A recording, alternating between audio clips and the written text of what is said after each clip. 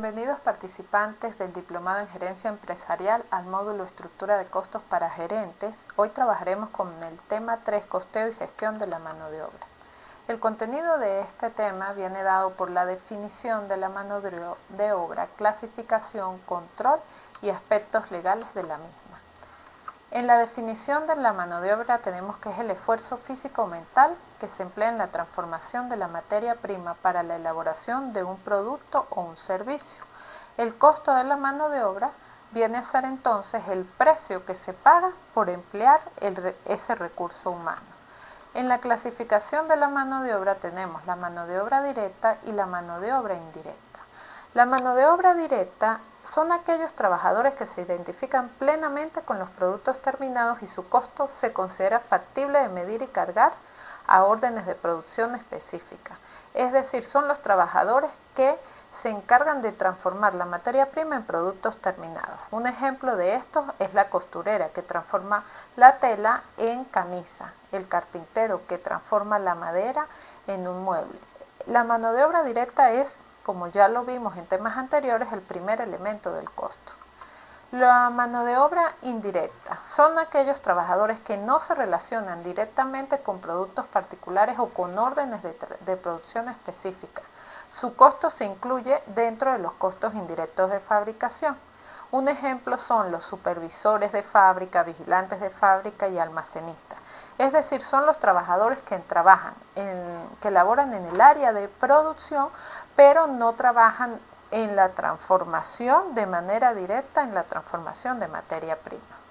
El control de los costos de mano de obra aquí debemos establecer ciertos controles que nos aseguren que estamos pagando y que estamos controlando el tiempo de los trabajadores y que estemos contratando los trabajadores que realmente requiere la empresa. Para eso, en primer lugar, tenemos que tener procedimientos adecuados para la selección y capacitación de los operarios a los trabajos. Esto se encarga del Departamento de Recursos Humanos, que debe tener un plan de selección para un periodo de tiempo y un proceso muy riguroso de selección. También un programa de capacitación para ese periodo para ver qué necesidades son las que requieren los trabajadores de aprendizaje y de asignación de estos trabajos.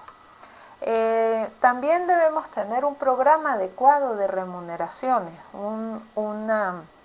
unas tarifas de pago de trabajadores correctas que impliquen que el trabajador reciba la remuneración necesaria para cubrir sus necesidades.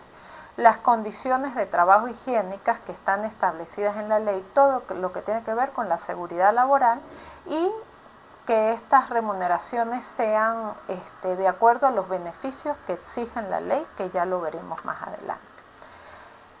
Como tercer lugar, tenemos que tener los controles para asegurar que solo se está pagando a trabajadores capacitados, es decir, que debe haber un correcto proceso de selección y de acuerdo a los servicios que preste.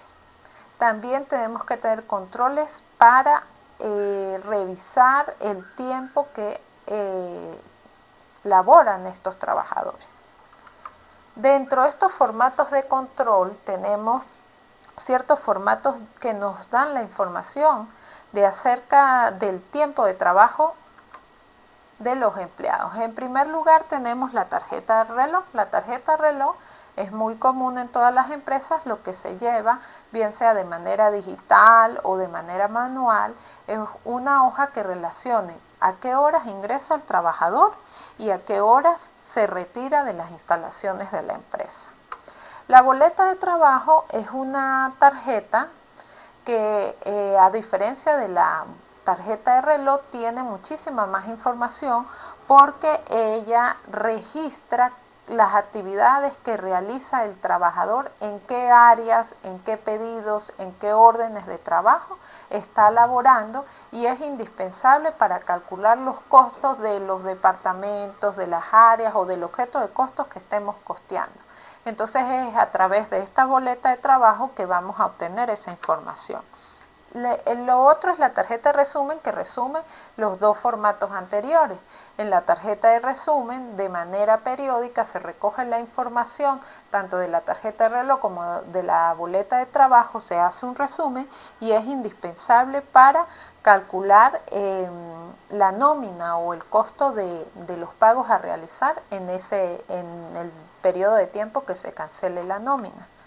Y por último tenemos la nómina como tal, que es el registro más utilizado. En este registro están los datos de todos los trabajadores.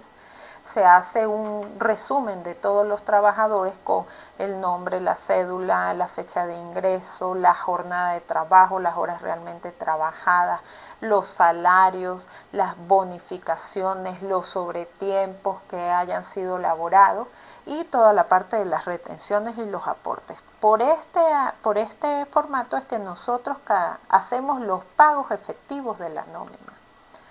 Luego tenemos lo que es el ciclo de costos de esta mano de obra. El empleado completa, llena las tarjetas de reloj y las boletas de trabajo, que previamente ya las revisamos. Estas tarjetas de reloj y estas boletas de trabajo van al departamento de nómina, el cual calcula la nómina y envía los datos de los costos al departamento de costos. El departamento de costos asigna todos estos costos de nómina y prepara los informes de costos. En el aspecto legal de los costos de la mano de obra tenemos distintas leyes relacionadas con la misma, comenzando con la Constitución de la República Bolivariana de Venezuela. Luego tenemos la Ley Orgánica del Trabajo, el reglamento de la ley, el reglamento parcial de esta ley que nos habla del tiempo de trabajo. En la parte de la seguridad social tenemos la Ley de Seguridad Social, la Ley del Seguro Social, del régimen prestacional de empleo, del régimen prestacional de vivienda, del Instituto Nacional de Capacitación y Educación Socialista, la Ley de Cestatique Socialista y la Ley Orgánica de Prevención, Condiciones y Medio Ambiente de Trabajo, que es la que habla de seguridad laboral. Los aspectos legales que tienen que ver con la parte de los costos y que vamos a estudiar y a tener en cuenta son el salario, la jornada de trabajo, los días de descanso, feriado, el bono nocturno, las horas extras, el beneficio de alimentación, las vacaciones, las utilidades, las prestaciones sociales y las contribuciones. Todos estos conceptos, cada uno de ellos, debe ser analizado para el cálculo de los costos de la mano de obra. Comenzaremos con el salario, que está establecido en el artículo 104 y nos dice que es la remuneración en moneda de curso legal que corresponde al trabajador por la prestación de su servicio y comprende comisiones, primas, gratificaciones, participación en los beneficios de utilidades, sobresueldo, bono vacacional, así como los recargos por días feriados, horas extraordinarias, trabajo nocturno, alimentación y vivienda. Este es el concepto del salario integral, todo lo que se considera salario. Por otro lado tenemos el salario normal en el artículo 104. ¿Y qué llamamos salario normal? Todo aquello que se considera salario pero que se paga o que el trabajador percibe en forma regular y permanente por la prestación de su servicio. Se exceptúan las percepciones de carácter accidental, por ejemplo, los recargos por horas extras se exceptúan del salario normal porque es una percepción extraordinaria, o si se le cancela al trabajador un bono extraordinario también se exceptúa de aquí, el bono vacacional, el pago de utilidades que no se perciben de manera mensual. Por otro lado, también debemos verificar los beneficios que no son salarios, los que no tienen carácter remunerativo. Entre ellos tenemos los servicios de guardería, el beneficio de alimentación, pero por el monto establecido en la ley, que en este momento, más adelante lo veremos, son 400.000 bolívares. El reintegro por gastos médicos, los uniformes, los otorgamientos de becas, de cursos de capacitación, los gastos funerarios. Luego veremos lo que nos interesa mucho, cómo vamos a calcular el salario diario. El salario diario, tomamos el salario mensual y lo dividimos entre 30 días. Si es un salario quincenal, lo dividimos entre 15 días, y si es un salario semanal, tomamos ese salario semanal y lo dividimos entre 7 días. Cuando tomamos ese salario mensual, no importa si el mes tiene 30 días o 28 días o 29 días, siempre va a ser sobre 30 días. El otro tipo de salario que nos interesa también es el salario por hora, que es lo que debe cada trabajador por cada hora laborada, y es la división del salario diario entre el número de horas promedio de la jornada de trabajo, que por lo general es 6 horas, de acuerdo a lo que esté la jornada de trabajo. Ahora hablaremos de lo que es la jornada de trabajo. La definición como tal de la jornada de trabajo la conseguimos en el artículo 167 y viene dada por el tiempo que el trabajador está obligado a realizar las actividades referentes a su cargo. En ese tiempo el trabajador puede tener ciertas horas de descanso para alimentación, y en esas horas se le permite que se retire de la empresa. Como mínimo tiene que ser 1 hora y no puede trabajar más de 5 horas continuas. Dentro de estos límites de estas jornadas de trabajo, tenemos que la jornada de trabajo no debe exceder de 5 días a la semana, con 2 días de descanso continuos y remunerados. Entre estos días de descanso tiene que necesariamente estar el día domingo, es decir, que los días de descanso pueden ser lunes y domingo o domingo y lunes. Los límites de la jornada de trabajo diaria no podrá exceder de 8 horas, y la jornada diurna comienza de 5 de la mañana a 7 de la noche. La jornada nocturna de 7 de la noche a 5 de la mañana, y no puede exceder de 7 horas diarias y de 35 horas a la semana.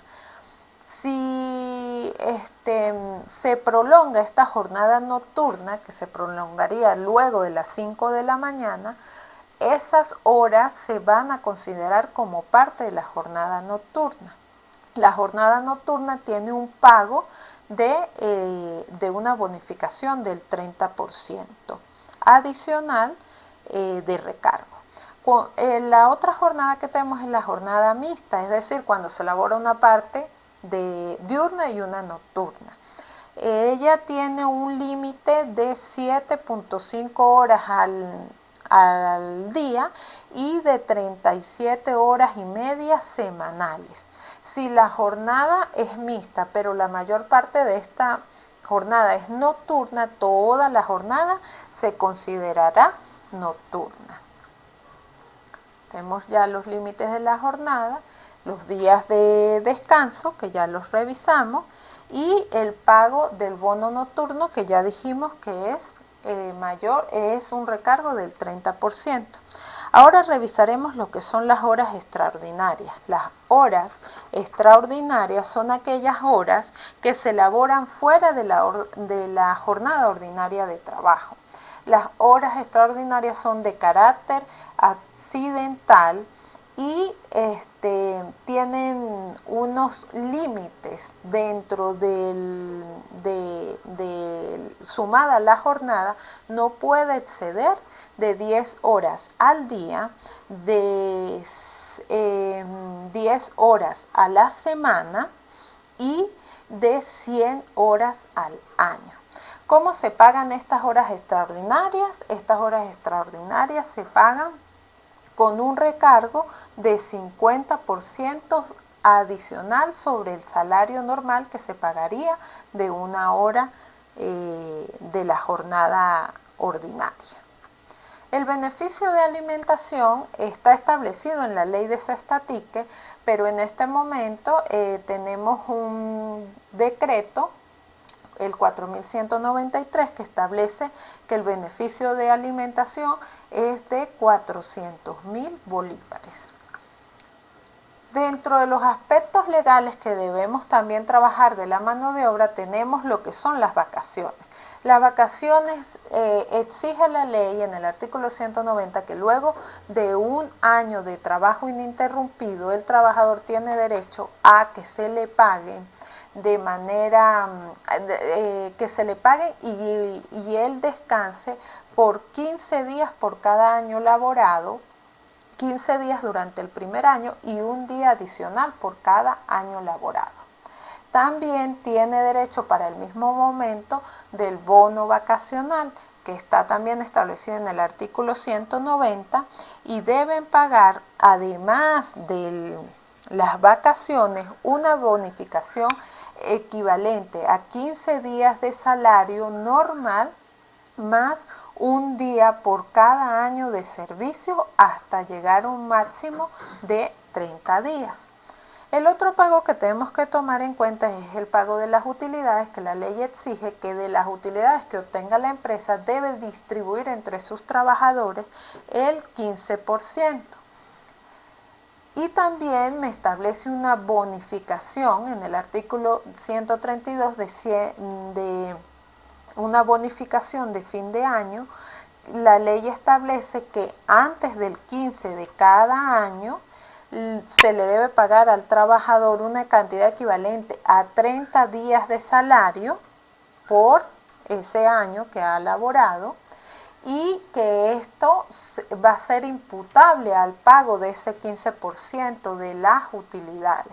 Es decir, que la bonificación de fin de año se considera un anticipo de esas utilidades. Por otro lado, el otro concepto que debemos tomar en cuenta es el de las prestaciones sociales, que está en el artículo 142 y establece que debemos hacer un apartado para las mismas de 15 días trimestrales con el último sueldo. También nos dice que después del primer año debemos calcularle 2 días de salario por cada año laborado hasta que el acumulado llegue a 30, y me dice que al final de la relación de trabajo debo también calcularle 30 días con el último salario por cada año trabajado, y debo hacer una comparación entre estos 30 días por cada año trabajado y el acumulado que yo traigo de los 15 días trimestrales para pagar el monto que resulte mayor de estos dos montos. Otro de los conceptos importantes para los costos es analizar las contribuciones. Entre ellas tenemos legales, contractuales y voluntarias. Las contribuciones legales son las contribuciones obligatorias y establecidas en la ley. Entre ellas tenemos las del Seguro Social, las del Fondo de Ahorro Obligatorio de Vivienda y la del INSS. Las contractuales son las que vienen generadas por un contrato colectivo o por acuerdos con el trabajador, como las cajas de ahorro o los sindicatos.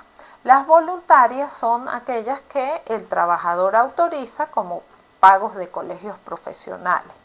Dentro de la contribución al Seguro Social tenemos que, a partir de que la empresa tenga un trabajador, debe contribuir. Se hace sobre el salario normal, pero tiene una base de cálculo. Esa base de cálculo implica que yo multiplique el salario normal mensual por 12 meses, obtengo un salario anual. Lo divido entre 52 semanas, tengo un salario semanal, y lo multiplico por el número de lunes del mes, que pueden ser 4 o 5 lunes.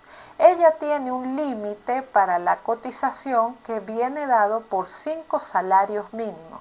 Es decir, hasta este monto nosotros debemos hacer retenciones y aportes del Seguro Social.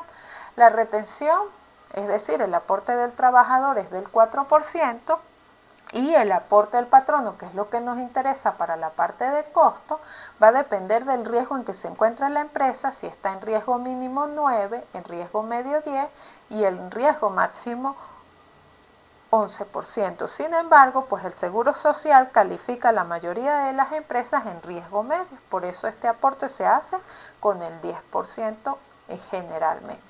La otra contribución que también se le hace al Seguro Social es la contribución al régimen prestacional de empleo. Él viene en la misma factura del Seguro Social.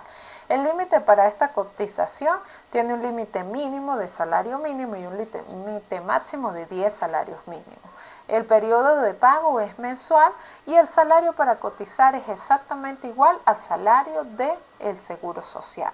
Lo que cambia es que la retención, es decir, el aporte del trabajador es 0.5% y el aporte del patrono es 2%.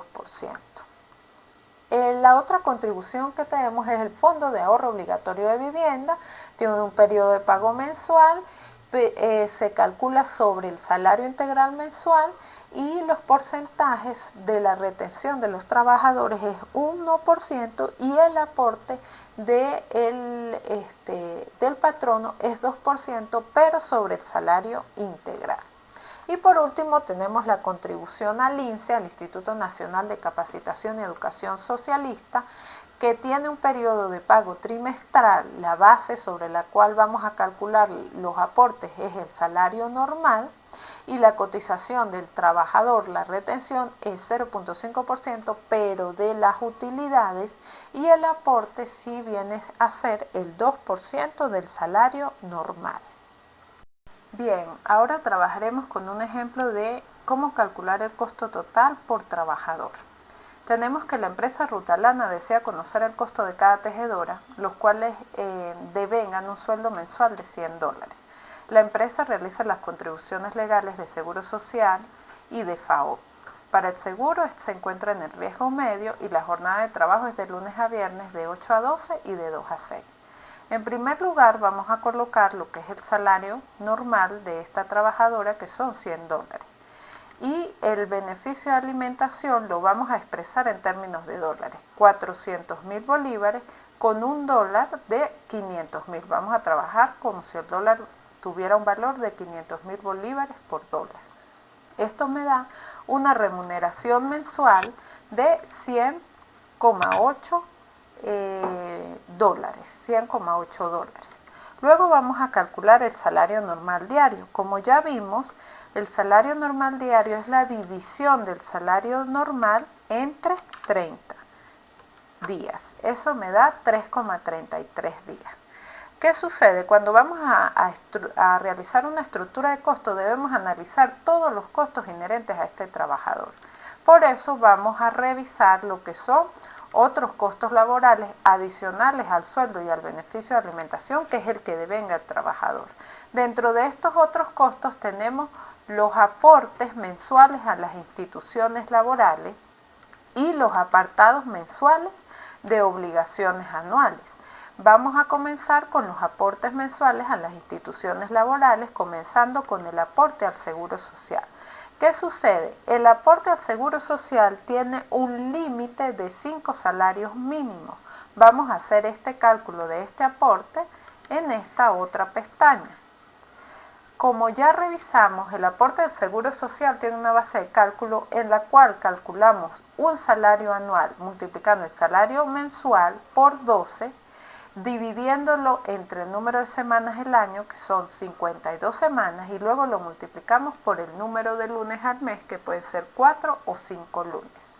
Ahora, ¿qué sucede? Que existe un límite para esta base de cálculo. Para este salario normal mensual existe un límite que la ley establece de 5 salarios mínimos. ¿Cuál es el salario mínimo vigente? 400.000 bolívares. ¿Cuál es el límite para esa base de cálculo? La ley me dice que máximo de 5 salarios mínimos. Entonces multiplico 5 por el salario mínimo, eso me da 2 millones de bolívares. Es decir, que en esta base de cálculo yo voy a incorporar son los 2 millones de bolívares. Bien, voy a calcular el salario anual, que serían los 2 millones por 12 meses. Eso me da un salario de 24 millones al año. Calculo mi salario semanal, divido ese salario anual entre 52 semanas, que tiene un año, y me da un salario semanal de 461.538,46. Voy a suponer que el mes tiene 4 lunes y voy a multiplicar ese salario semanal por esos 4 lunes. Y me da un salario para hacer mis cálculos de seguro social y de régimen de pérdida involuntaria de empleo de 1.846.000 bolívares. Es decir, un trabajador que gane 20, 40 millones de bolívares no va a aportar al seguro social sobre esos 20 millones, sino sobre, como máximo, en este caso, con 4 lunes, sobre 1.846.000 bolívares. A esto sí le vamos a calcular el aporte, que ya dijimos que era de 10%, y el aporte al seguro, al régimen de la pérdida involuntaria de empleo, que es el 2%. 10% y el de la pérdida involuntaria de empleo es 2%. Esto lo sumamos y decimos que al seguro social los aportes que le vamos a hacer es por 221.538 bolívares. Pero como estamos haciendo una estructura de costos en términos de dólares, vamos a colocar que el valor del dólar son 500.000 y vamos a ver cuánto equivale estos aportes, estos 221.000 bolívares en términos de dólares, me equivalen a 0,44 dólares. Este monto lo voy a llevar a mi estructura de costos y ya tengo aquí el aporte al seguro social. El aporte alfa O se realiza sobre el 2% del salario integral. Tengo que calcular el salario integral. Recuerden que el salario integral es todas las bonificaciones que sean parte del salario. Las más comunes y obligatorias serían el salario base, el bono vacacional y la bonificación de fin de año o el pago de las utilidades. Vamos a calcular primero un salario integral anual para luego llevarlo a mensual y luego a diario. Para calcular el salario básico anual vamos a multiplicar los 100 dólares que gana estas tejedoras por 12 meses. 100 dólares mensuales por los meses de un año sería que estas tejedoras ganan cada una 1.200 dólares de salario anual. El bono vacacional anual, recuerde que dijimos que el bono vacacional, la ley establece un pago de 15 días más un día adicional por cada año laborado, suponiendo que este es el cálculo para una trabajadora en un primer año, son 15 días más un día adicional, son 16 días por lo que me cuesta a mí un día. ¿Cuánto me cuesta un día? Aquí ya lo habíamos calculado por 3,33. Entonces, el bono vacacional que se cancela por año de esta trabajadora es 53,33 dólares. Para la bonificación de fin de año, la ley establece que antes del 15 de diciembre de cada mes, la empresa debe pagar 30 días de salario a sus trabajadores como un anticipo de las utilidades. Entonces multiplicamos 30 días por el salario normal diario. Eso me da que la bonificación de fin de año es de 100 dólares. Luego calculamos lo que sería el salario integral que devenga esta trabajadora durante el año sumando el salario base, el bono vacacional y la bonificación de fin de año. Eso me da 1.353,33 dólares. Si quiero llevar eso anual a mensual, pasarlo de anual a mensual, divido entre 12 meses y el salario integral del mes de esta trabajadora es 112,78. Fíjense que su salario normal es 100 y su salario integral mensual es 112. ¿Por qué? Porque aquí está la alícuota del bono vacacional y la alícuota de las utilidades o la bonificación de fin de año. Si yo quiero calcular el salario integral diario, divido ese salario mensual entre 30 días y me da 3,76. Vamos a calcular de una vez el otro costo que tenemos anual, que son las vacaciones. La ley establece que el primer año se le paguen a los trabajadores 15 días de descanso remunerado y un día adicional por cada año laborado hasta un máximo de 30 días, hasta que esos días lleguen a 30. Entonces, ¿cuál es el costo de las vacaciones? 15 por el costo del día, el costo de las vacaciones por año son $50. Volvemos aquí al aporte al FAO. El aporte al FAO es el salario mensual integral, que serían 112,78 por el 2%.